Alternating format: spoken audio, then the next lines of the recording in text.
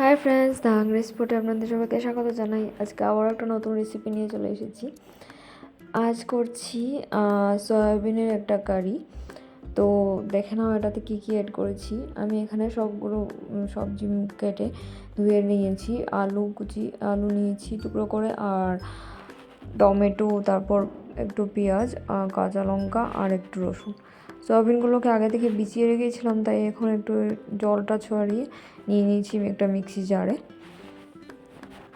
সয়াবিনের জলটা একদম নিংড়ে নিয়ে নিতে হবে, কারণ জলটা থাকলে মিক্সিটা ভালোভাবে হবে না, যে পেস্টটা ভালোভাবে আসবে না, তার জন্য। এতে আমি অ্যাড করব একটু পেঁয়াজ, অ্যাড করব একটু কাঁচা লঙ্কা, অ্যাড করব একটু রসুন, আর সাথে অ্যাড করে নেব 1 চামচ আদা বাটা। আপনার যে আদাটা এমনি আমার কাছে পেস্ট ছিল, তাই আমি এটাই অ্যাড করে নিয়েছি। একদম পেস্ট হয়ে গেছে এটা। এবার এটাতে একটু চালের গুঁড়ো অ্যাড করছি। আপনারা চাইলে ময়দাটাও অ্যাড করতে পারেন, আমি ময়দাটা অ্যাড করতে চাই না, তার জন্য। আর অ্যাড করে নিলাম হলুদ আর একটু নুন।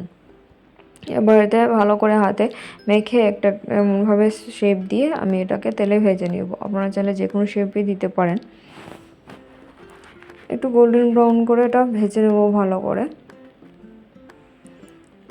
আর স্টিমটা একদম কমিয়ে রেখে দেবো, কারণ এটা ভিতর থেকেও ভালো করে সিদ্ধ হতে হবে। তাই দেখুন, পুরোটা পুড়েও যায়নি, আর ভালো করে লাল করে ভেজেও নিয়েছি। সবকটাকে এবার নামিয়ে নেব। এটা এমনিতেও আপনারা খেতে পারেন এভাবে তরকারিতে না দিয়ে। এবার একটু মেথি ফোড়ন দিয়ে আর একটু নুন আর একটু হলুদ গুঁড়ো দিয়ে আলুগুলো একটু ভেজে নেব আগে গোল্ডেন ব্রাউন করে। তারপর এতে টমেটো আর কাঁচা লঙ্কা অ্যাড করে নেব, দিয়ে যত রোজগারের যা গুঁড়ো মশলা আছে তা সব নুন, লঙ্কা গুঁড়ো, জিরে গুঁড়ো, ধনে গুঁড়ো সব গুলিয়ে রেখে দিয়েছিলাম, এটাই অ্যাড করে দিয়েছি। একটু জল দিয়ে ঢেকে নিয়ে এবার মশলাটাকে ভালো করে কষিয়ে এবার ঝোলটা দিয়ে দেব।